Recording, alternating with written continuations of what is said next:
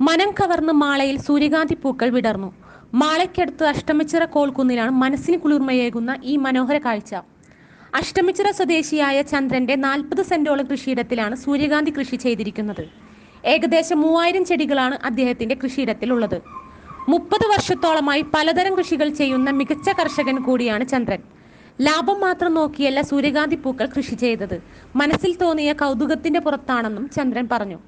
സൂര്യകാന്തി കൃഷിയിൽ നിന്നും വിത്ത് ശേഖരിച്ച് കൂടുതൽ പ്രദേശങ്ങളിൽ കൃഷി ഇറക്കാൻ കർഷകരെ പ്രേരിപ്പിക്കുന്നതിനും ഉദ്ദേശമുണ്ടെന്ന് അദ്ദേഹം പറഞ്ഞു.